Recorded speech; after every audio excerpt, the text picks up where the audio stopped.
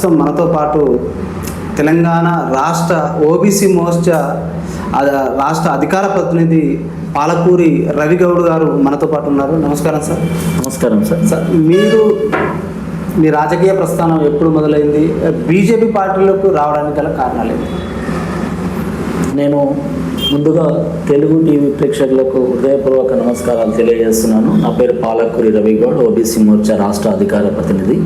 నేను బీజేపీ పార్టీలో 2009లో జాయిన్ కావడం జరిగింది. మా కుటుంబం, నేను, మా బ్రదరు, మా కుటుంబం, మాతో పాటు ఇంకా ఊరు నుంచి 154 మందితోటి మా ఊర్లోనే జిల్లా స్థాయి నాయకులను, జిల్లా అధ్యక్షులను, ఇక్కడ ఉన్నటువంటి పార్టీ పెద్దల్ని మా గ్రామానికి ఆహ్వానించి భారీ ఎత్తున 2009లోనే మేము ఆ రోజు బీజేపీ పార్టీలో జాయిన్ కావడం జరిగింది. మీరు ఏ కారణంతో జాయిన్ కావడం జరిగిందని మీరు అడిగారు. మా తల్లిదండ్రులు కానీ మా తాతలు కానీ అంతకుముందుకు వాళ్ళు ఇక్కడ ఉన్నటువంటి వేరే పార్టీకి సంబంధించి వాటిల్లో వాళ్ళు క్రియాశీలకంగా పనిచేసేటువంటి వాళ్ళు. కానీ మేము హిందూ భావజాలాల వైపు ఆకర్షితులమై ఈ దేశంలో కానీ మన రాష్ట్రంలో కానీ ఇవాళ ఈ యొక్క దేశం కోసం, ధర్మం కోసం అనే నా యొక్క కాన్సెప్ట్ తోటి ఈ దేశం బాగుండాలన్నా, ధర్మం బాగుండాలన్నా అది కేవలం భారతీయ జనతా పార్టీతోనే సాధ్యం అవుతుందన్న ఏకైక కారణం చేత మేము 2009లో ఇక్కడ ఉన్నటువంటి జిల్లా అధ్యక్షులు గౌరవనీయులు వీరెల్లి చంద్రశేఖర్ గారి సమక్షంలో బీజేపీ పార్టీలో జాయిన్ కావడం జరిగింది. సార్, మీరు ఒక సామాన్య కార్యకర్తగా మీ జీవితాన్ని కొనసాగించారు. అంచెలంచెలుగా ఓబీసీ మోర్చా రాష్ట్ర అధికార ప్రతినిధిగా ఎన్నికయ్యారు. ఎలా సాధ్యమైందంటారు సార్? సార్, ఇది నేను చెప్పాలంటే మా పార్టీ పెద్దల యొక్క ఆశీర్వాదం అని నేను అనుకుంటా సార్. ప్రతిసారి నేను జాయిన్ అయిన నాటి నుండి కూడా నేను క్రియాశీలకంగా పనిచేసినాను. నల్గొండ టౌన్లో అందరికీ అందుబాటులో ఉంటూ ఏ కార్యక్రమంలో నేను చురుకుగా పాల్గొంటూ పెద్దలను గౌరవించుకుంటూ ప్రతి ప్రోగ్రాం జిల్లా పార్టీ ఇచ్చినా కూడా, రాష్ట్ర పార్టీ ఇచ్చినా కూడా ఇక్కడ ఉన్నటువంటి జిల్లా అధ్యక్షులకు వాళ్ళకు అనుకూలంగా ఉంటూ, పార్టీ పెద్దలకు అనుకూలంగా ఉంటూ, పార్టీకి మనం కార్యక్రమాలు చేయడానికి, సమిష్టిగా కృషి చేయడానికి జిల్లా పార్టీ లైన్లో నేను పనిచేసుకుంటూ పోవడం వల్లనే నాకు ఈరోజు ఓబీసీ మోర్చా రాష్ట్ర అధికార ప్రతినిధిగా అవకాశం కల్పించిననే నేను అనుకుంటున్నాను. సార్, మీరు ఓబీసీలకు అంటే రాష్ట్ర వ్యాప్తంగా ఉన్న ఓబీసీలకే కావచ్చు, ప్రజలకు కావచ్చు, మీ ఓబీసీ పక్షాన మీరు కేంద్ర ప్రభుత్వం కానీ రాష్ట్ర ప్రభుత్వాలు కానీ ఈ ఓబీసీ వర్గాలు ఎలాంటి ప్రాధాన్యత, రాజకీయాల్లో కావచ్చు, విద్యా ఉద్యోగాల్లో కావచ్చు, ఏ రంగంలో చూసినా కూడా ఎలాంటి అవకాశాలు కల్పిస్తున్నాయి కేంద్ర రాష్ట్ర ప్రభుత్వాలు? మీరు తీసుకొచ్చినటువంటి యొక్క పాయింట్ మీద నేను చాలా సంతోషిస్తాను. ఎందుకంటే రాజకీయ పరంగా ఈ రోజు వరకు కూడా ఏ పార్టీ చూసుకున్నప్పటికీ కూడా బీసీలు అణచివేయబడ్డారు అనేది ఇది 100% వాస్తవం. ఈరోజు భారతీయ జనతా పార్టీలో అది కొద్దిగా మార్పు వస్తుంది. ఎందుకంటే ఇక్కడ మనం ఒకటి ఆలోచించుకున్నట్లయితే గత ప్రభుత్వాలకు భారతీయ జనతా పార్టీలో నరేంద్ర మోదీ గారు ఈ దేశానికి ప్రధానమంత్రి 3 సార్లు ప్రధానమంత్రి అయినంటే నరేంద్ర మోదీ గారు ఒక బీసీ సామాజిక వర్గానికి చెందినటువంటి వ్యక్తి. ఈ దేశానికి సంబంధించిన రాష్ట్రపతి గౌరవనీయులు ముర్ము గారు కూడా, వాళ్ళు కూడా మా యొక్క బడుగు బలహీన వర్గాలకు సంబంధించినటువంటి మహిళలు.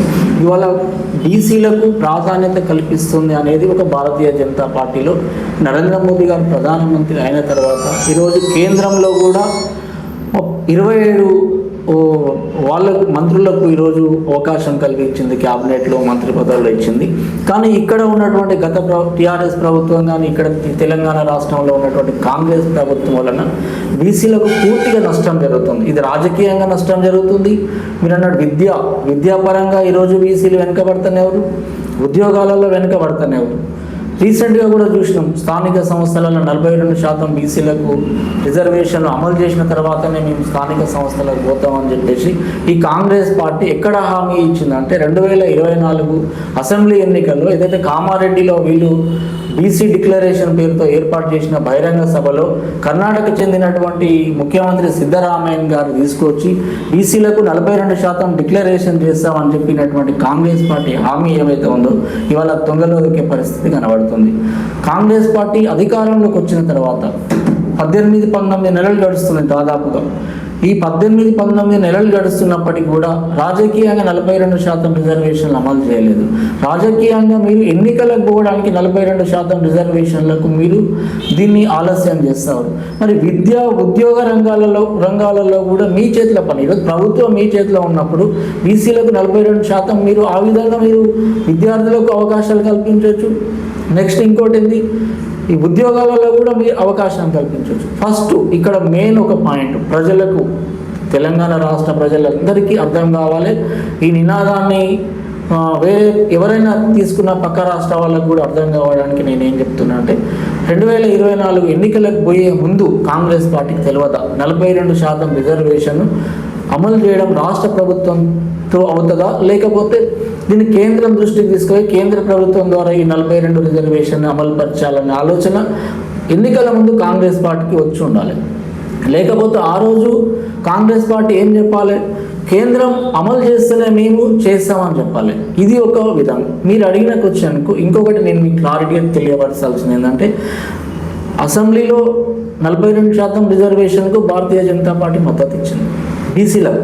కానీ వీళ్ళు ఏం చేసిరు, 10% మైనార్టీలను కలుపుకొని 42% రిజర్వేషన్లు అమలు చేస్తామని ఎప్పుడైతే కాంగ్రెస్ పార్టీ ప్రభుత్వం ఈ యొక్క మైనార్టీ వర్గాలకు సంబంధించిన ఓట్లకు సంబంధించి ఎప్పుడైతే మాట్లాడిందో అప్పుడు బీజేపీ పార్టీ ఏం చెప్తుంది, మైనార్టీల రాజకీయ పరంగా కాకుండా మైనార్టీలకు కాకుండా మీరు బీసీలకే 42% రిజర్వేషన్లు అమలు చేస్తామని పక్కా హామీ అండి. దీని మీద మేము కేంద్రం మీద కూడా కొట్లాడుతామని. సార్ మరి ఈ 10% రిజర్వేషన్లు మీరు అంటే ఇప్పుడు ఈ 42%, 10% ముస్లింలకు మైనార్టీలకు పోతాయని అంటున్నారు.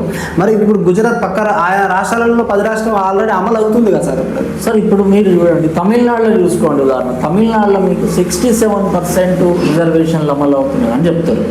తమిళనాడులో అమలు అవుతున్నప్పుడు తెలంగాణ రాష్ట్రంలో కాంగ్రెస్ పార్టీ ఎందుకు అమలు చేయకూడదు? ఇంకొకటి చూడండి సార్, ఆల్రెడీ ఇక్కడ 33% బీసీలకు ఇంతకుముందుకు 27% ఇంతకుముందు బీసీలకు రిజర్వేషన్ అమలు అవుతూనే ఉంది.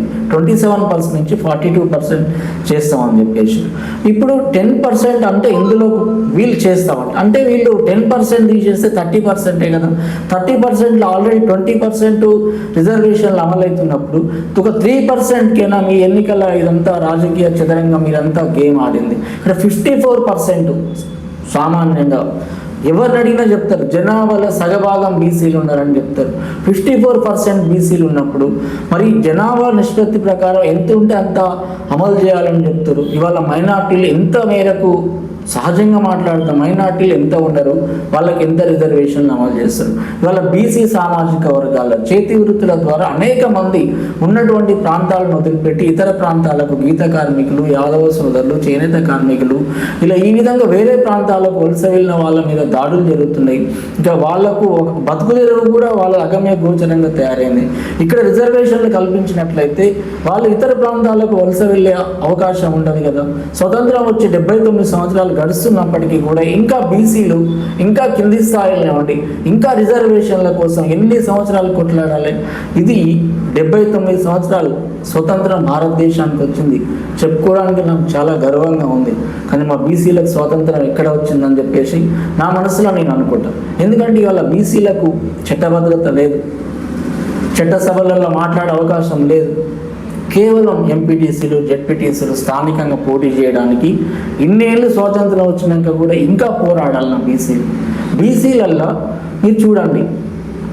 మరి భారతదేశానికి దాదాపు 79 సంవత్సరాలు కావస్తుంది స్వాతంత్రం వచ్చి కూడా ఇప్పటి వరకు కూడా బీసీలు, ఓబీసీలు అనుకోండి రాజకీయాలలో పల్లకీలు మోసే బోయల్లాగానే ఎందుకు మిగిలిపోయారు? మరి మీ పార్టీ ఎందుకు చేయొచ్చు? మరి ఇప్పుడు మీకు అధికారం ఉంది, మీరు అధికారంలో కేంద్రంలో మీరే అధికారంలో 42% మీరు అమలు పరచవచ్చు కదా. మరి ఇప్పటికే స్వాతంత్రం వచ్చి 60 సంవత్సరాలు ఈ దేశాన్ని పరిపాలించింది కాంగ్రెస్ పార్టీ ఎక్కడ కూడా ఎవరికి కూడా అవకాశం కల్పించలేదు. నరేంద్ర మోదీ గారు 2014లో ఇక్కడ భారతదేశానికి మన ప్రధానమంత్రి అయిన తర్వాత 2016లో సెంట్రల్లో బీసీ కమిషన్ మెంబర్ ఫస్ట్ ఏర్పాటు చేసింది నరేంద్ర మోదీ గారు.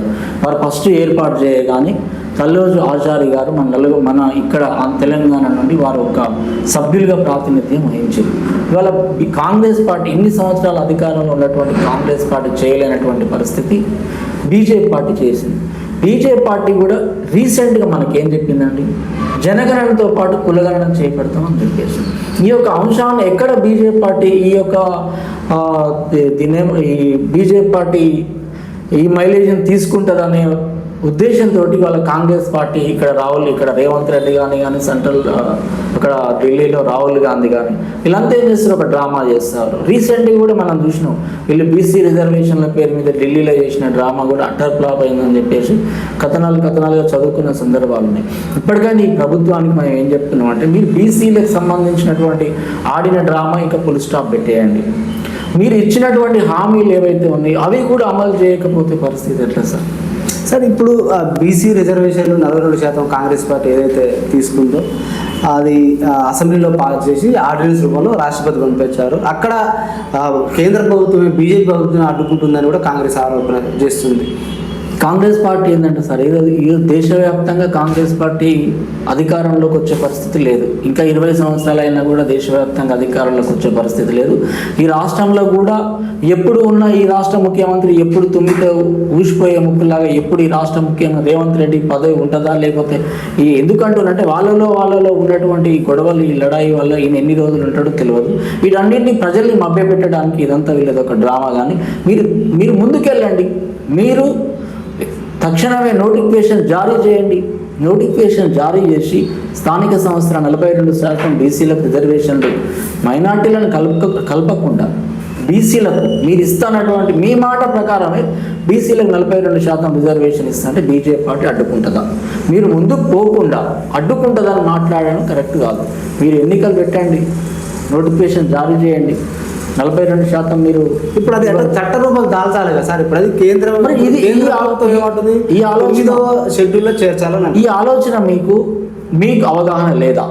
అవగాహన లేక ఒక రాష్ట్ర ముఖ్యమంత్రిని తీసుకొచ్చి మీకు ఎందుకు అవగాహన లేదు? అవగాహన లేక మీరు ఎందుకు హామీ ఇచ్చారు? కామారెడ్డి డిక్లరేషన్లో ప్రజల్ని మోసం చేయడానికి, ఓట్ల కోసం ప్రజల్ని మోసం చేయడానికి మీరు ఇచ్చిన హామీ వాళ్ళ పార్టీ బీజేపీ పార్టీ స్పష్టంగా చెప్తా ఉంది. ఇప్పటికి కూడా ఏం చెప్తా ఉంది, మీరు 10% ఈ యొక్క మైనార్టీలకు సంబంధించినటువంటి 10% ఏదైతే మీరు లింకు పెడతారో అది లేకుండా మీరు 42% రిజర్వేషన్లు అమలు చేస్తామంటే ఇప్పటికీ కూడా ఈ రాష్ట్రం తరపు నుంచి ఈ రాష్ట్ర అధ్యక్షులు గౌరవనీయులు రామచంద్రరావు గారు కానీ, ఈ రాష్ట్రంలో ఉన్న కిషన్ రెడ్డి గారు కానీ, బండి సంజయ్ కుమార్ గారిని వీళ్ళు ఖచ్చితంగా మద్దతు ఇస్తామని చెప్తారు. దీన్ని ఇంకా పొడిగించుకుంటూ ఆరోపణలు చేయడం అనేది నేను బీసీ సమాజం కానీ, బీసీ మేధావులు కానీ, బీసీ సంఘాలు కానీ ఇప్పుడు ఇస్తున్న ఏదైతే 42% ఉన్నదో విద్య, ఉద్యోగ, స్థానిక సంస్థల్లో ఇస్తున్నారు. విద్య, ఉద్యోగ, స్థానిక సంస్థలతో పాటు చట్టసభల్లో కూడా జనాభా దామాష ప్రకారం ఇవ్వాలంటారు. అది కూడా 50% పైన ఉంటుంది బీసీ జనాభా.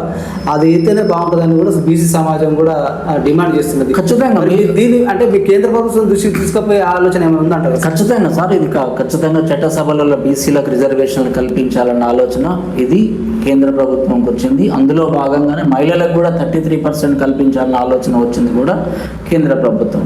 ఖచ్చితంగా రేపు రాబోయే కులగణనతో పాటు జనగణన చేపట్టిన తర్వాత వెంటనే ఈ బీసీ రిజర్వేషన్లు కానీ, మహిళలకు కానీ ఇవన్నీ బీజేపీ పార్టీ ఖచ్చితంగా అమలు చేస్తుంది. అందులో ఎలాంటి అభ్యంతరం లేదు. సార్, కేంద్ర ప్రభుత్వం ప్రవేశపెడుతున్న పథకాలు, సంక్షేమ పథకాలు కావచ్చు, గ్రామ స్థాయిలో, క్షేత్రస్థాయిలో ఏ విధంగా అందుతున్నాయి?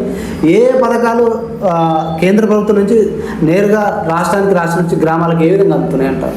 ఇవాళ మీరు చూడండి, గ్రామాలలో మరుగుదొడ్ల నుంచి మొదలు పెట్టుకుంటే శ్మశాన వాటికలు, సీసీ రోడ్లు, అంగన్వాడీ స్కూళ్ళు, రైతు వేదికలు, ఐకేపీ కొనుగోలు కేంద్రాలు, ప్రతి ఒక్క సంక్షేమ పథకాలు కానీ ప్రతి ఒక్క ప్రాజెక్ట్ వర్క్ నడుస్తుందంటే అందులో సెంట్రల్ గవర్నమెంట్ పర్సెంటేజ్ అని ఉంటుంది. ఈ యొక్క రాష్ట్రంలో ఈ రాష్ట్రంలో వీళ్ళే సంక్షేమ పథకాలు ఏవైతే ఇంప్లిమెంట్ చేస్తారో ప్రతి సంక్షేమ పథకాలలో సెంట్రల్ గవర్నమెంట్ నుంచి 40% వాటా ఉంటుంది, వీళ్ళ నుంచి 60% వాటా ఉంటుంది. రీసెంట్గా చూడండి నల్గొండలో మీరు అడిగిన క్వశ్చన్కు కరెక్ట్ అయిన సమాధానం 565 నేషనల్ హైవే నల్గొండ మీద నుంచి వెళ్తుంది. ఇవాళ దేశవ్యాప్తంగా తెలంగాణ రాష్ట్రంలో కానీ ఎక్కడైనా మన నల్గొండలో చూసుకున్నా కూడా వేస్తున్నటువంటి ప్రతి హైవే సెంట్రల్ గవర్నమెంట్ నిధులు. నల్గొండలో రద్దీ ఎక్కువగా ఉంది, ఇక్కడ ఉన్న జనాభా ట్రాఫిక్ తోటి ఇబ్బందులు పడుతున్నారని చెప్పేసి డీవీకే రోడ్లో రీసెంట్గా ఒక ఫుట్ ఓవర్ అనేది ఒక పాదచారులు నడవడానికి ఒక వంతెన నిర్మించడానికి 5 కోట్ల రూపాయలు నేషనల్ హైవే ఫండ్స్ నుంచి 5 కోట్ల రూపాయలు గడ్కరీ గారి వారు మా సెంట్రల్ మినిస్టర్ గడ్కరీ గారు 5 కోట్ల రూపాయల ఫండ్స్ని శాంక్షన్ చేయడం జరిగింది.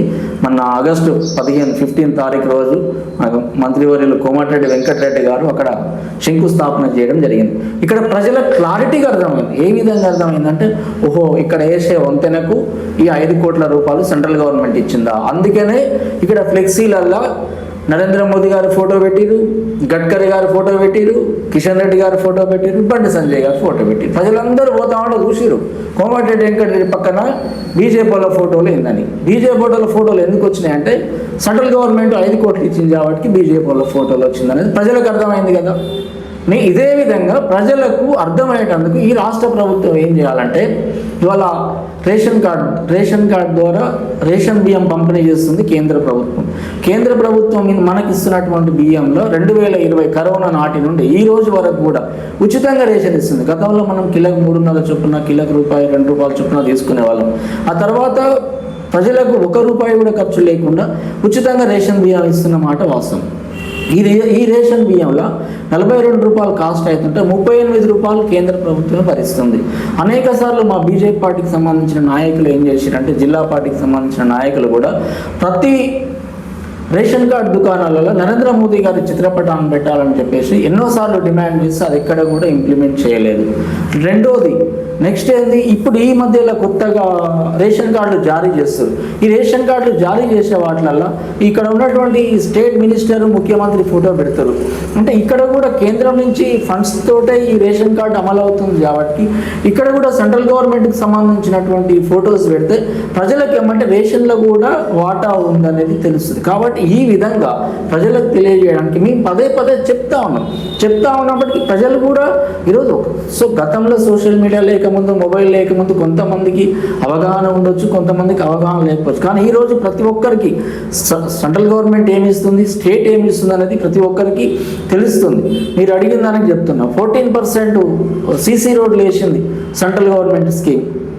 తర్వాత రైతులు కొనుగోలు కేంద్రాలల్లో అక్కడ సుతీన్ దగ్గర నుంచి, బస్తాల దగ్గర నుంచి, ధాన్యం కొనుగోలు దగ్గర నుంచి మొత్తం సెంట్రల్ గవర్నమెంట్ రైతు పండించిన ప్రతి ధాన్యం క్వింటల్కు 286 రూపాయలు ఎంఎస్పి సబ్సిడీ మద్దతు ధర ఇస్తుంది. ఇవాళ మనం ఈ 2286 రూపాయలు క్వింటల్ అమ్ముతున్నాం అంటే అందులో 286 రూపాయలు కేంద్ర ప్రభుత్వం నుంచి ఎంఎస్పి ధర వస్తుంది. యూరియా నేను వ్యవసాయం చేయబట్టి దాదాపు 12-13 సంవత్సరాలు అవుతుంది. ఆ రోజు ఉన్న 283 రూపాయలు యూరియా బస్తా ధర ఈ రోజు అదే 283 రూపాయలు ఎందుకు ఉందంటే ఈరోజు బహిరంగ మార్కెట్లో ఒక యూరియా బస్తా 3000 రూపాయల యూరియా బస్తాని సెంట్రల్ గవర్నమెంట్ కేవలం 286 రూపాయలకు ఈరోజు రైతులకు ఒక యూరియా బస్తా అందిస్తుంది. మీరు ఆలోచించండి, ఒక యూరియా బస్తా 50 కిలోల యూరియా బస్తా 256 రూపాయలకు వస్తుందంటే చాలా చీప్. అది రైతులకు అందుతున్నది. ఫర్టిలైజర్కు ఈరోజు సబ్సిడీ ఇస్తున్నది కేంద్ర ప్రభుత్వం. రైతులకు ఇక్కడ చూస్తూ మళ్ళీ ఇంకా రైతులకు సంబంధించి కిసాన్ క్రెడిట్ కార్డుతో మళ్ళీ ఇంకేంది రైతులకు సంబంధించి రైతులకు ఏమి ఇస్తుందో అడిగిందని చెప్తా ఉన్నా. రైతులకు పెట్టుబడికి రైతులు వేరే వాళ్ళ దగ్గర ఆశించకూడదు. రైతులకు ఈ విధంగా ఇస్తుంది. రాష్ట్ర ప్రభుత్వం రైతులకు మేము ఇస్తున్నామని చెప్పినటువంటి రుణమాఫీ పూర్తి స్థాయిలో రుణమాఫీ చేయలేకపోయింది. కాంగ్రెస్ ప్రభుత్వం అధికారంలోకి వచ్చిన నాటి నుండి రైతు బంధు ఎగ్గొట్టింది. ఇది ఒక పాయింట్. అయితే మీరు అడిగిన దానికి సంక్షేమ పథకాలు ఏమి ఇస్తుందని చెప్పిన దానికి ప్రతిదీ ఇక్కడ ఇంప్లిమెంట్ కావడానికి ఏది వచ్చినా కూడా సంక్షేమ పథకాలు సెంట్రల్ గవర్నమెంట్ నుంచి నేరుగా ప్రజలకు అందడానికి వీలుండదు. ఏ సంక్షేమ పథకాలు అమలు చేసినా కూడా అందులో అంత రాష్ట్ర ప్రభుత్వం వాటాతో ఇమిడియట్ ఇస్తారు కాబట్టి అది ఏమైనా కూడా స్టేట్ గవర్నమెంట్ ద్వారానే ఇంప్లిమెంట్ అవుతుంది. ఎన్నో సంవత్సరాలు ఒక దాదాపు 8-9 సంవత్సరాల నుంచి ప్రతిసారి రైతులకు అన్యాయం జరగకుండా ఉండాలని చెప్పేసి రైతులకు ఈ యొక్క ఫసల్ బీమా యోజన పథకం తీసుకొచ్చి పెట్టారు. దానివల్ల ఎవరైనా నష్టపోయినా కూడా స్కీమ్స్ వస్తుంది, మొత్తం సెంట్రల్ గవర్నమెంట్ భరిస్తుంది. 300 రూపాయలు రైతులు కట్టుకుంటే అది ఇప్పటిదాకా కూడా తెలంగాణలో ఇంప్లిమెంట్ చేయలేదు. నెక్స్ట్ ఇంకోటి సెంట్రల్ గవర్నమెంట్ మన ఆరోగ్య అది మన హెల్త్ ఆయుష్మాన్ భారత్ ఇది 2000 ఎప్పుడు ప్రవేశపెట్టారు, 2018లో పెట్టారు. ఆయుష్మాన్ భారత్ 2018లో పెడితే అంతకుముందుకు 5 లక్షలకే లిమిట్ ఉండేది. ఇప్పుడు దాన్ని రీసెంట్గా పోయిన సంవత్సరం 10 లక్షల వరకు కూడా కార్పొరేట్ స్థాయిలో వైద్యం కల్పిస్తామని చెప్పేసి గవర్నమెంట్ చెప్తే ఆయుష్మాన్ భారత్ ఇప్పటి వరకు కూడా ఇక్కడ ఇంప్లిమెంట్ చేయలేదు. అదే ఆరోగ్యం మనం ఏమంటారు, ఈ అంతకుముందుకు కాంగ్రెస్ పార్టీ ఒకసారి వాళ్ళు పెట్టిన ఆరోగ్యశ్రీ కార్డు అది ఉందిలే, ఇది ఎందుకు అమలు చేస్తాం. మనం పోయి చూస్తా ఉన్నాం ఆరోగ్యశ్రీ కార్డు ఎన్ని చోట్ల వర్తిస్తున్నది. అది ఎక్కడో హైదరాబాద్లో ఒక హాస్పిటల్ ఉంటుంది, నల్గొండలో ఒక హాస్పిటల్ ఉంటుంది. ఆ హాస్పిటల్ పోతే ఇక్కడ మాకు ఈ కార్డుకు సంబంధించి ఈ రోగానికి సంబంధించి మా హాస్పిటల్ ఈ వైద్యం లేదని వాళ్ళు బయటకు వెళ్ళగొట్టే పరిస్థితి ఉంది. మరి ఈ రాష్ట్రంలో ఈ ఆరోగ్యశ్రీని వీళ్ళు ఇంప్లిమెంట్ చేసినట్టయితే సంక్షేమ పథకాలు ఇక్కడ అందుతున్నాయి కదా. ఇంకా చూస్తే రైతు వేదిక ఉంది, రైతు వేదికలు కట్టిన గ్రామాలలో ఉపాధి హామీ పథకం కేంద్ర ప్రభుత్వం పెట్టడానికి ప్రథమ కారణం రైతులు పని లేనప్పుడు వలస వెళ్ళొద్దు, స్థానికంగా పనులు చేసుకుంటే కేంద్ర ప్రభుత్వం నుంచి ఫండ్స్ వస్తే రైతులకు ఉపాధి గడుస్తుంది. కానీ ఈ ఫండ్స్ మొత్తం ఏం చేస్తుంది, కేంద్రం నుంచి నేరుగా వచ్చే ఫండ్స్ మొత్తం డైవర్ట్ చేసి స్టేట్ గవర్నమెంట్కి సంబంధించినటువంటి వాళ్ళ స్కీమ్లకు వినియోగించుకుంటుంది. కానీ ఈ మధ్య కాలంలో మీరు ఏ ఒక్క సర్పంచ్నైనా మీరు రాజీనామా చేసినటువంటి ఏ ఒక్క సర్పంచ్నైనా ఇంటర్వ్యూ తీసుకుంటే ఇప్పటి మా వరకు కేంద్ర ప్రభుత్వం నుంచి వచ్చిన ఫండ్సే కానీ రాష్ట్ర ప్రభుత్వం నుంచి వచ్చిన ఫండ్స్ ఒక్కటి కూడా లేవని వాళ్ళు చెప్తారు. ఇవాళ చెత్త తరలించడానికి అక్కడ ఏర్పాటు చేసిన ట్రాక్టర్ల డీజిల్కి కూడా కేంద్ర ప్రభుత్వం నుంచి వచ్చిన ఫండ్స్, గ్రామాలలో వెలుగుతున్నటువంటి వీధి లైట్లకు LED బల్బులు కూడా కేంద్ర ప్రభుత్వం నుంచి వచ్చిన ఫండ్స్, ప్రతి గ్రామాలలో ఈ మోరీలు కట్టించడానికి అవి క్లీన్ చేయించడానికి అక్కడ పనిచేస్తున్నటువంటి సిబ్బందికి కానీ మన గ్రామాలలో ఇంటింటికి తిరిగి మన కరోనా సమయంలో కానీ ఇప్పుడు కానీ వైద్యం అందిస్తున్నటువంటి అంగన్వాడీ సంబంధించిన ఆయాల వీళ్ళందరికీ కూడా ప్రతి ఒక్కరికి 65% ఎబోవ్ వాళ్ళకు వచ్చే శాలరీస్ అని కేంద్ర ప్రభుత్వం. ఇవన్నీ ప్రజలకు పార్టీ పంపిస్తుంది. పార్టీ ఈ విధంగా ప్రజలకు తెలియపరచడం ద్వారానే సార్ ఇక్కడ తెలంగాణ రాష్ట్రం నుంచి 8 మంది ఎంపీలను కేంద్రానికి పంపితే అక్కడ అంటే కేంద్రంలో గంగా నదిని ప్రక్షాళన చేశారు, ఇక్కడ మూసీ నదిని ప్రక్షాళన చేస్తానని ముఖ్యమంత్రి గారు అంటుంటే కేంద్ర ప్రభుత్వం సహకరిస్తున్నారు. ఎంపీలు కూడా ఆ మూసీ ప్రక్షాళన గురించి కూడా కనీసం అక్కడ కేంద్రాన్ని ఒప్పించే పరిస్థితులు లేరని కాంగ్రెస్ పార్టీ మూసీ ప్రక్షాళన చేస్తా అని చేయమని చెప్పలేదు, వద్దు అని చెప్పలేదు. కేంద్ర ప్రభుత్వానికి మూసీ సంబంధం లేదు. రేవంత్ రెడ్డి గారు ఏం చేశారు, మూసీ ప్రక్షాళన అదొక కుంభకోణం కుట్ర. మూసీ ప్రక్షాళన చేస్తామని చెప్పేసి దాని మీద లక్షల కోట్లు బ్యాంకులకు వెళ్ళి తీసుకొచ్చుకొని అందులో వీళ్ళు వాటర్ దాది ఒక ప్రక్షాళన చేస్తామనే పేరుతో వీళ్ళు దోపిడీ చేయడానికి చేసిన కుట్రనే కానీ వీళ్ళు ఎక్కడ కూడా మూసీ ప్రాజెక్టు క్లీన్ చేస్తామని కాదు, వీళ్ళు చేస్తామని హైడ్రా తీసుకొచ్చి ఏం చేసారు అంటే ఇక్కడ ప్రజల వ్యతిరేకత వచ్చినప్పుడు వాళ్ళు బ్రేక్ అయ్యేది కాకపోతే కేంద్ర ప్రభుత్వం ఎక్కడ అడ్డుకున్నది లేదు. ఒక మంచి పని చేస్తామంటే కేంద్ర ప్రభుత్వం ఎప్పుడు కూడా అడ్డుకోదు. కేంద్ర ప్రభుత్వం కాదు, ఉదాహరణకు మీరు మనం ఉన్నాం, ఒక వ్యక్తి మంచి పని చేస్తున్నాం అంటే మీరు అడ్డుకోలేరు, మేము అడ్డుకోలేరు. ఆ చేసే వ్యక్తి ఆ పని వల్ల 10 మందికి నష్టం జరుగుతుందంటే ఎవరైనా నువ్వు చేసే మంచి పని వల్ల అది 10 మందికి నష్టం జరిగినప్పుడు అది మంచి పని కాదు కదా. అది ఫస్ట్ ఏం చేసింది ఇక్కడ ఒక మాట ఏం చెప్పారు, ఎక్కడైతే మూసీ నిర్వాసితులు వాళ్ళు ఎక్కడైతే ఉన్న వాళ్ళు ఉన్నారో వాళ్ళకి ఫస్ట్ మీరు మంచి షెల్టర్ ఏర్పాటు చేయండి. వాళ్ళకి ఎక్కడైనా డబుల్ బెడ్రూమ్ ఇళ్ళని గతంలో జరిగిన తర్వాత ఇందిరమ్మ ఇళ్ళు ఇస్తున్నామని వీళ్ళు అంటారు. ఈ డబుల్ బెడ్రూమ్లు గత ప్రభుత్వం వైఫల్యాలు ఆ పార్టీని ఏ విధంగా ప్రజలు భూస్థాపితం చేసారు, రాబోయే రోజుల్లో కాంగ్రెస్ పార్టీకి కూడా అదే భూస్థాపితం అవుతుంది. ఆవాస్ యోజన పథకం నుంచి గత ప్రభుత్వానికి 4 లక్షల తెలంగాణ రాష్ట్రానికి 4 లక్షల ఇళ్లకు సంబంధించినటువంటి నిధులు తెలంగాణ రాష్ట్రానికి ఇస్తే ఎక్కడ కూడా డబుల్ బెడ్రూమ్ కట్టించింది లేదు. ఏ ఒక్క డబుల్ బెడ్రూమ్ ఇళ్ళలో కూడా ప్రజలు పోయి నివాసం ఉన్న పరిస్థితి. నల్గొండ జిల్లా మొత్తంలో కూడా ఎక్కడ డబుల్ బెడ్రూమ్లో కూడా ఈ రోజు కూడా ఒక డబుల్ బెడ్రూమ్ కూడా ఓపెన్ కాలేదు. సార్ బీజేపీ పార్టీ కేంద్రంలో 3సారి అధికారంలో జరిగింది. ఇక్కడ దక్షిణ భారతదేశానికి వచ్చేసరికి బీజేపీ ఎందుకు డీలా పడిపోతుంది, క్షేత్రస్థాయిలో ఎందుకు మీరు బలపడలేకపోతున్నారు? ప్రజలు మా దృష్టికి ఒక సమస్య తీసుకొచ్చింది. బీజేపీ నాయకులు ఓట్లున్నప్పుడే ఓట్ల కోసం వస్తారు తప్ప ప్రజా సమస్యలపైన కానీ ఎప్పుడు గ్రామంలో నిత్యం అందుబాటులో ఉండరు అనేది ప్రజలు అంటున్నవారు. సార్ ఇది ఎంతవరకు మా పార్టీకి సార్ ఇప్పుడు ఏదో వేల మందిని తీసుకొచ్చి లేదా ఇంకా వాళ్ళకేదో మభ్యపెట్టి డబ్బులు ఇచ్చి ఏదో ఈ విధంగా ఎక్కడ కూడా ఇలాంటి మీటింగ్లు ఎప్పుడు పెట్టరు. బీజేపీ పార్టీ ఒక సిద్ధాంతపరంగా బూత్ స్థాయిలో ఏ విధంగా వెళ్ళాలి, క్షేత్రస్థాయిలో ఏ విధంగా వెళ్ళాలి, మనం ప్రజల్ని ఏ విధంగా కలవాలి, వాళ్ళకి ఏ విధంగా మనం సంక్షేమ పథకాల గురించి అమలయ్యే వాటి గురించి మనం వివరించాలనేది ప్రతి బూత్కు అక్కడ బూత్ కమిటీ ఉంటుంది. ప్రతి బూత్కి సంబంధించినటువంటి ఓటర్ లిస్టుకు అక్కడ సంబంధించినటువంటి అక్కడ పనిచేసే క్షేత్రస్థాయిలో పనిచేయడానికి మా కార్యకర్తలు కానీ మేము కూడా కలిసి వెళ్తుంటాం. ప్రతిసారి ప్రజలకు ఎంతవరకు మేము వివరించాలో, ప్రజలకు తెలియజేయాలనేది, పార్టీ ఏ విధంగా ప్రజలకు పోవాలనేది అది పార్టీ అంతర్గతంగా చర్చించుకుంటుంది. ఆ విధంగా ప్రజలకు పోతూనే ఉంటుంది. ఇవాళ ఆ విధంగా ప్రజలకు పోవడం వల్లనే ఒక ఎమ్మెల్యే గెలిచినటువంటి తెలంగాణ రాష్ట్రంలో 8 మంది ఎమ్మెల్యేలు గెలిచారు, 8 మంది ఎంపీలు గెలిచారు, 3 రీసెంట్గా శాసనసభకు వెళ్ళిపోయారు. ఈ విధంగా శాసనసభ్యులు ఈ విధంగా పార్టీ ఇక్కడ ముందుకు పోతుంది, కానీ ఈ పార్టీ వెనుకకు పోతుందనే ఆలోచన లేదు. రీసెంట్గా నల్గొండలో చూసినా కూడా గత అసెంబ్లీ ఎన్నికలకు మన జరిగిన పార్లమెంట్ ఎన్నికలకు కూడా ఓట్ల వ్యత్యాసం చాలా వచ్చింది. నల్గొండలో కూడా 6 కౌన్సిలర్లు గెలిచారు. మీరు అడిగిన దానికి పార్టీ ఎట్లుంటుందంటే ఈరోజు మనం ప్రజలకు పోవడానికి, సంక్షేమ పథకాలు ప్రజలు తీసుకుపోవడానికి ఏ విధంగా పోవాలనేది పార్టీ మాకు గైడెన్స్ ఇస్తుంది. దాని ప్రకారం మేము పోతాం. మీరు అడుగుతుండొచ్చు ఎందుకు పోతలేరు అనేది. నేను మీకు ఒక సమాధానం చెప్పి, అందరిని తీసుకొచ్చి ఒకడ పోగేసి అందరికీ ఇబ్బంది కలిగించడం ఎందుకు, మనం ఏ విధంగా ప్రజల వద్దకు పోవాలనేది అది పార్టీ నిర్ణయం, దాని ప్రకారం పోతాం. సార్, ఇటీవల ఓట్ల చోరీ గురించి దేశవ్యాప్తంగా దుమారం లేగుతున్నది. ఇటీవల అంటే బీహార్లో త్వరలో ఎన్నికలు రాబోతున్నాయి. అక్కడ ఎస్ఐఆర్ సార్ అంటే ప్రత్యేక ముమ్మర సవరణ చేపట్టారు. అక్కడ ఓట్ల అవకతవకలు వ్యత్యాసం దాదాపు 55 లక్షల ఓట్లు తీసేసారు. ఓట్ల చోరీతోటి, ట్యాంపరింగ్ తోటి బీజేపీ అధికారంలోకి వస్తుందని ఇప్పుడు ప్రధాన ప్రతిపక్షమైన కాంగ్రెస్ ఆరోపణ చేస్తుంది. దీనిపై మీరు ఏం చెప్తారు? నల్గొండలో మాత్రం ఎంపీ గెలిచింది కాంగ్రెస్ పార్టీనే కదా. మరి ఇక్కడ అది ఓట్ల ట్యాంపరింగ్ అని కాంగ్రెస్ పార్టీ ఆరోపిస్తున్నాయని ఇక్కడ కూడా జరగాల. మరి ఇక్కడ ఉన్నటువంటి గెలిచినటువంటి ఎంపీ అభ్యర్థి ఎవరైతే ఉన్నారో భారతదేశంలో మొత్తంలో నేను 2వ స్థానంలో అత్యధిక మెజార్టీతో గెలిచినని చాలాసార్లు చెప్పిండు. మరి ఇక్కడ కూడా వాళ్ళు ఆరోపించినట్టు ఆ విధంగా ఆరోపిస్తే కాంగ్రెస్ పార్టీకి గతంలో ప్రతిపక్ష హోదా కాంగ్రెస్ పార్టీకి లేకుండే, కానీ ఈసారి వచ్చిందన్నప్పుడు మరి ఇది వాళ్ళకు కూడా వర్తిస్తుంది కదా. వాళ్ళు చేస్తున్నాయని ఆరోపణలు, వాళ్ళు ఎంతవరకు ఆరోపణలు చేస్తారు. మీరు అన్నారు ఓట్ చోరీ అన్నారు, మా పార్టీ మేమేమంటున్నాం నామ్ చోరీ అంటున్నాం. అసలు నీ పేరేంది చెప్పు, నువ్వేమంటున్నావు కులగణన చేపడతా అంటున్నావు. కులగణన చేపట్టాడు ఫస్ట్ నీకు నీ ఇంటి దగ్గర నుంచే మొదలు పెట్టుకోవాలి.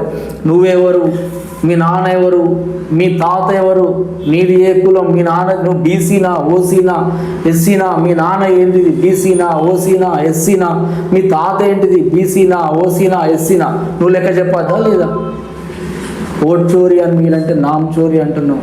ఇవాళ మీ సోనియా గాంధీ గారు వారు ఇక్కడ వాళ్ళకు ఇండియన్ సంబంధించిన వాళ్ళ మెంబర్ లేనప్పుడే వాళ్ళకు ఓటు వచ్చింది. 1963 బహుశా 74లో తప్పులను మీ దగ్గర పెట్టుకొని ఎక్కడో ఏదో జరిగిందని దాని మీద మీరు ఆరోపణలు, ఈసీ కూడా దాని మీద క్లియర్గా వాళ్ళు ఏమంటారు, వాళ్ళు ఎక్కడైతే ఈ దేశం కానటువంటి పౌరులు ఇక్కడ ఒక్కొక్కరి పేరు మీద 10 ఓట్లు 8 ఓట్లు ఎవరైతే అప్లై చేసుకురో ఇక్కడ ఎందుకు జరిగిందనే దాని మీద వాళ్ళు క్షుణ్ణంగా పరిశీలన చేసి తప్పు ఓట్లు ఎక్కడన్నా కూడా తొలగించాల్సిందే. తెలంగాణలో ఎక్కడైనా కూడా తప్పును ఎవరు సమర్థించారు. మన దగ్గర కూడా ఇతర ప్రాంతాలు ఇతర దేశాలకు సంబంధించినటువంటి ఓట్లు కొన్ని ఉన్నాయి, వాటిని తొలగించాలని ప్రతి ఒక్కరైతే డిమాండ్ చేస్తారు. ఈ దేశంలో పుట్టినటువంటి వ్యక్తికి ఈ దేశానికి సంబంధించినటువంటి వ్యక్తికి ఈ దేశంలో ఓటు వేసుకునే అవకాశం ఉండాలి. ఇతర దేశస్తులు కూడా వాళ్ళ పేరు మీద వాళ్ళు ఇక్కడ ఖాళీ ఎన్నికలలో ఎలక్షన్లకు వచ్చి ఓటు వేసిపోయే వాళ్ళు కూడా కొంతమంది ఉంటారు. వాళ్ళందరినీ దృష్టి పెట్టుకొని వాళ్ళని ఓట్లు తొలగించడం వ్యతిరేకత లేదు కదా. గత 10 ఏళ్ళ బీఆర్ఎస్ పాలన, ఇప్పుడున్న కాంగ్రెస్ పాలన నడుస్తున్నది 20 నెలల కాంగ్రెస్ పాలన ఎలాంటి అభివృద్ధి సంచరించుతుంది? ఈ రెండింటికి ఎలాంటి తేడా అనిపిస్తుంది ఈ 2 పరిపాలన? గత ప్రభుత్వం నుంచి అయితే ఎవ్వరికీ ఉపాధి దక్కింది లేదండి. 2016 2017లో అనేక మంది బీసీ సోదరులు ఎస్సీ సోదరులు అనేక మంది కార్పొరేషన్ రుణాలు కావాలి, కార్పొరేషన్ రుణాలు వస్తే మేము డెవలప్మెంట్ చెందుతాం, మేము వ్యక్తిగతంగా బిజినెస్లు పెట్టుకుంటాం, మీ ప్రభుత్వాలు అధికారంలో ఉండి ఉద్యోగాలు ఇప్పిస్తా అని చెప్పేసి ఎవరికి కూడా ఉద్యోగాలు ఇప్పించిన దాఖలు లేవు. కనీసం నిరుద్యోగులకు ఉద్యోగాలు లేక ఉండడం వల్ల మేము వ్యక్తిగతంగా వ్యాపారాలు పెట్టుకోవడానికైనా మాకు ఏదైనా రుణాలు ఇవ్వండి అని 17 నుంచి 16, 16 నుంచి 17, 17 నుంచి 18 3 ఇయర్స్ నుంచి ఈ విధంగా వరుస క్రమంగా అప్లై చేసుకుంటూ వస్తూ ఉంటే గత ప్రభుత్వం ఏ ఒక్కరికి కూడా ఉపాధి అవకాశాలు కల్పించింది లేదు. బీసీ కార్పొరేషన్ రుణాలు గత ప్రభుత్వం అస్సలు ఇవ్వలేదు. ఈ ప్రభుత్వం ఏం చేసింది, మేము రాజు యువ వికాసం పేరు మీద నిరుద్యోగులకు మేము ₹1,00,000 నుంచి 4 లక్షల వరకు మేము రుణ సౌకర్యం కల్పిస్తాం, దీంట్లో భారీ ఎత్తున సబ్సిడీ ఇస్తామని చెప్పేసి దీన్ని ఆర్భాటంగా చేసింది. అనేక మంది ఈ యొక్క నల్గొండ జిల్లాలోనే దాదాపు 74,000 మంది అప్లై చేసుకున్నారు. ఇంతమంది అప్లై వాళ్ళు జిరాక్స్లకు సంబంధించినటువంటి ఎంఆర్ ఆఫీస్, క్యాస్ట్ ఇన్కమ్ సర్టిఫికెట్లు ఇవన్నీ ఈ సిస్టంలో అప్లై చేసుకుంటే వాళ్ళు ఏం చేసారు, విడుదల వారీగా ఇస్తామని చెప్పి 1,00,000 ఇస్తామన్నారు, 50,000 ఇస్తామన్నారు, జూలై 2వ తారీఖు ఇస్తామన్నారు, తర్వాత జూలై 2 తర్వాత ఆగస్టు 15 లోపు ఇస్తామన్నారు. ఇప్పుడు 2 నెలల నుంచి రాజు యువ వికాస్ ఊసే లేదు. పోతే రైతులకు మీకు నేను చెప్పిన అదే విషయం చెప్పిన, మహిళలకు 2,500 ఇస్తామని చెప్పేసి అది చెప్పారు. మహిళా రుణాలు, మహిళలకు ఇచ్చినటువంటి రుణాలకు వాళ్ళకు సబ్సిడీ వాళ్ళకు మాఫీ చేస్తామన్నారు, వాళ్ళకు మహిళలకు ఎక్కడ కూడా రుణాలు ఇచ్చింది లేదు. ఇంకపోతే ఈ విధంగా ఇప్పుడున్న పరిస్థితులు చూస్తే తెలంగాణ రాష్ట్రం ప్రభుత్వం మంచి చేయకుండా, ప్రభుత్వం ఎవరికి కూడా సంక్షేమ పథకాలు ఇవ్వకుండా ఈ రాష్ట్రాన్ని ఈరోజు అతలాకుతలం చేసి ఎక్కడ కూడా వ్యాపారాలు కూడా నడిచే పరిస్థితి లేదు. పూర్తి స్థాయిగా కేవలం ఒక హైడ్రాను తీసుకొచ్చి అమాయకులు రూపాయి కూడబెట్టుకున్నటువంటి డబ్బులతో కట్టుకున్నటువంటి ఇళ్లను నేలమట్టం చేసి ఈరోజు ఈ విధంగా భయభ్రాంతులకు గురి చేసి అలా ఎక్కడ కూడా రియల్ ఎస్టేట్ మొత్తం పడిపోవడం, ఎక్కడ కూడా బిజినెస్లు జరగకపోవడం, వ్యవస్థ మనకు దాన్ని ఏమంటారు డెవలప్మెంట్ లేకపోవడం వల్ల మొత్తం ఇవాళ ఏ బిజినెస్ నడిచే పరిస్థితులు. మేము కూడా ఉన్న వాళ్ళం ఒక సామాన్య కుటుంబంలో ఉండి కింది స్థాయిలో మేము రోజు పని చేసుకున్నటువంటి వాళ్ళం.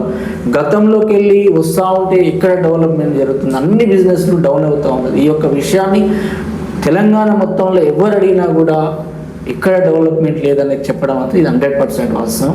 ఈ ప్రభుత్వం కనుక ఇదే విధంగా కొనసాగి ప్రభుత్వానికి ఖచ్చితంగా ప్రజలు బుద్ధి చెప్పడానికి సిద్ధంగా ఎవరు.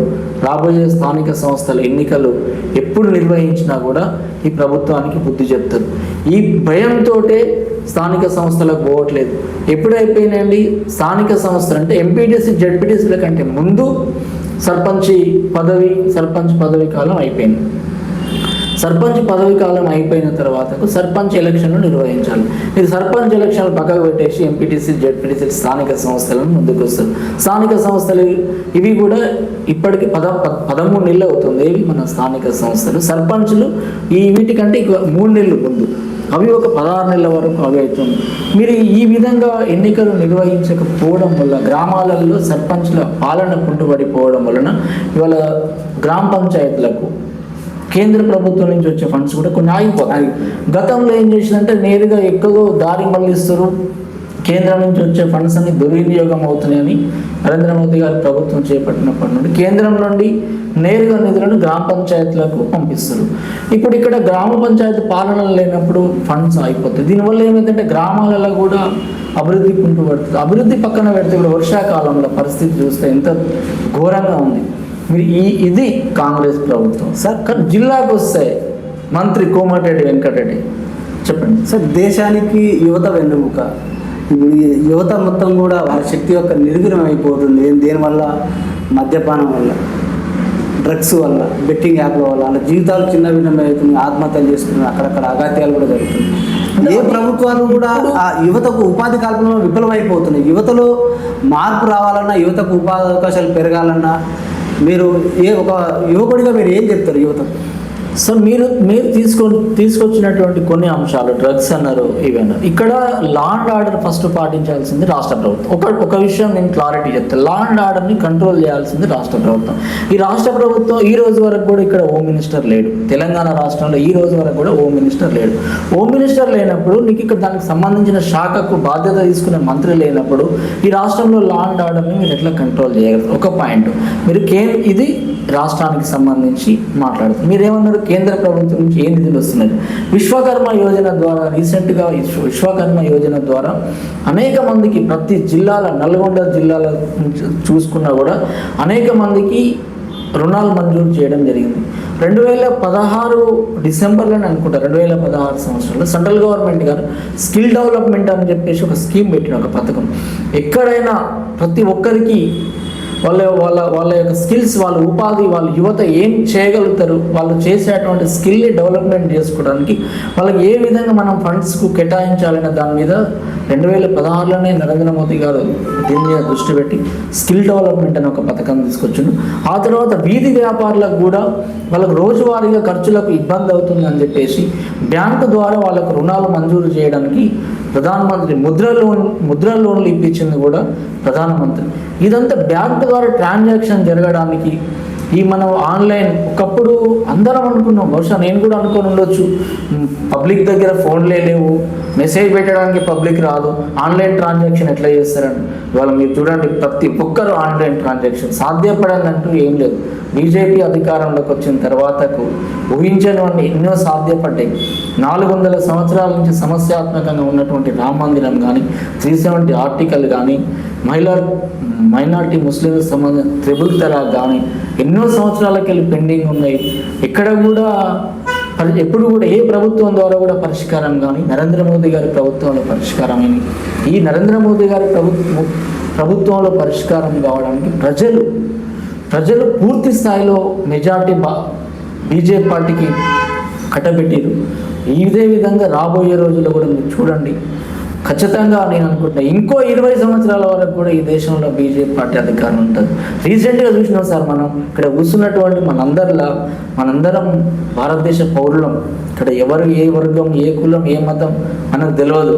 కానీ పహల్గామ్లో ఏం జరిగింది సార్, ఇంత ఘోరం సార్. అది పాయింట్ విప్పించి షూట్ చేసి చంపేస్తే దాన్ని ఎవరు కూడా సాహసిస్తారు, ఎవరు కూడా దానికి ఓకే. అలాంటి విషయాలలో ఎవరైనా కూడా ఏ విధంగా శక్తులు ఎవరైనా ఖండించాల్సి. మరి ఇలా పాకిస్తాన్ భూభాగంలో సింధూర్ ఆపరేషన్ పేరుతో పాకిస్తాన్ భూభాగంలో చొరబడి ఉగ్రవాదుల స్థావరాలను ధ్వంసం చేసింది నరేంద్ర మోదీ ప్రభుత్వం.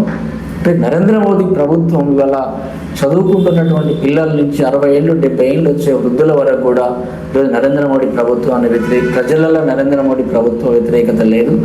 కేవలం కంకణం కట్టుకొని హేతువాదులు XYZ ఎవరు కాంగ్రెస్ పార్టీకి సంబంధించి కొంతమంది పదే ఆరోపణలు చేయడం మినాయిస్తే ఎక్కడ కూడా బీజేపీ పార్టీ ప్రజలలో మాత్రం బీజేపీ పార్టీకి వ్యతిరేకత లేదు. సరే, ఓటు అనేది పవిత్రమైనది. ఆ ఓటుని అంటే ఎలక్షన్ ఏదైనా కూడా పర్వం నడుస్తుంటుంది. అది మద్యమో డబ్బు ఇచ్చో ప్రజలను ఓటర్లను మభ్యపెడుతుంటుంది రాజకీయ పార్టీ. ఇలాంటి పర్వాల నుంచి బయటపడాలంటే ప్రజల్లో మార్పు రావాలంటారా, రాజకీయ పార్టీలో మార్పు రావాలంటారా? రాజకీయ పార్టీలో మార్పు అంటారు కదా మీరు. ఈ ప్రలోభాలు పెట్టినట్లయితే తెలంగాణ రాష్ట్రంలో ఖచ్చితంగా బీజేపీ అధికారంలోకి వచ్చేది. మా పార్టీ సిద్ధాంతం ఒకటే, క్షేత్రస్థాయిలో బూత్ స్థాయిలో మనం కార్యక్రమాలు పనిచేసుకుంటూ పోవాలి. బూత్ గెలిస్తే నువ్వు దేశంలో గెలిచినట్టే అని చెప్తారు. బూత్ స్థాయి నుంచి మనం పార్టీని బలోపేతం చేయాలి. ఇంతసేపటికి ఈ సిద్ధాంతాన్ని మనం అమలు పరచాలని చెప్తారు, కానీ ఎక్కడ కూడా ఓట్లకు డబ్బులు ఇచ్చి ఓట్లు వేయించుకోవాలనేది బీజేపీ పార్టీకి లేదు. ఈరోజు ఏ పార్టీ గతంలో మన తెలంగాణలో ఎవరు ఏం జరుగుతుందనేది మనకు తెలుసు. దాని ఎన్నికలకు సంబంధించి అధికారులు పూర్తి పర్యవేక్షణలో ఉంటుంది. ఉన్నప్పటికీ కూడా అక్కడక్కడ జరుగుతుంది. ఎందుకంటే నేను కూడా రీసెంట్గా నల్గొండ పార్లమెంట్ నుంచి ఇండిపెండెంట్ ఎంపీ అభ్యర్థిగా పోటీ చేసిన, నాకు కూడా చెప్పుకోదగ్గ ఓట్లు వచ్చినాయి. నేను ₹1 కూడా ఖర్చు పెట్టలేదు. మేధావి వర్గాలు నా సింబల్ 20వ సింబల్ అయినప్పటికీ కూడా మేధావి వర్గాలు చాలామంది ఈ వ్యక్తికి ఓటేస్తే ప్రశ్నించే గొంతుకకు మనం బలం అవుతామని చెప్పేసి ఒక ఆలోచనతోటి ఓటేసినటువంటి వ్యక్తులు.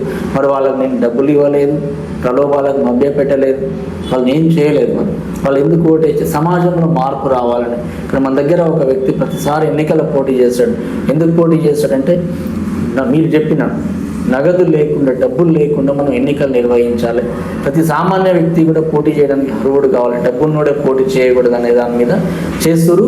ఖచ్చితంగా తెలంగాణ రాష్ట్రంలో కానీ దేశవ్యాప్తంలో కూడా మార్పు ఖచ్చితంగా వస్తుందని నా సార్. గత సార్వత్రిక ఎన్నికల్లో మీరు బీసీ ముఖ్యమంత్రిగా ప్రకటించడం జరిగింది. అంటే ఎన్నికల్లో తొందరలోనే మరి భవిష్యత్తులో మీ పార్టీ నుంచి మరి బీసీ ముఖ్యమంత్రి అయ్యే అవకాశం ఉంది? ఖచ్చితంగా ఇది బీజేపీ పార్టీ గత ఎన్నికల్లో ఖచ్చితంగా చెప్పింది.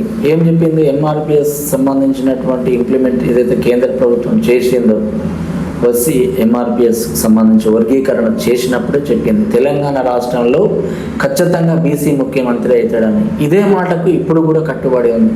ఈ బీసీ ముఖ్యమంత్రి చెప్పడానికి గత టీఆర్ఎస్ ప్రభుత్వంలో కేసీఆర్ ఫస్ట్ ముఖ్యమంత్రి దళితుల్ని చేస్తా అని చెప్పేసి మాట తప్పిండు. కానీ బీజేపీ పార్టీ ఆ విధంగా కాదు, ఖచ్చితంగా తెలంగాణ రాష్ట్రంలో రాబోయే వచ్చే ఎన్నికలలో ఖచ్చితంగా ఇక్కడ అధికారం చేపడతాం, ఖచ్చితంగా బీసీ ముఖ్యమంత్రిని ఇక్కడ అవుతాడని BJP party. Okay sir, thank you sir. చూస్తూనే ఉండండి మీ తెలుగు.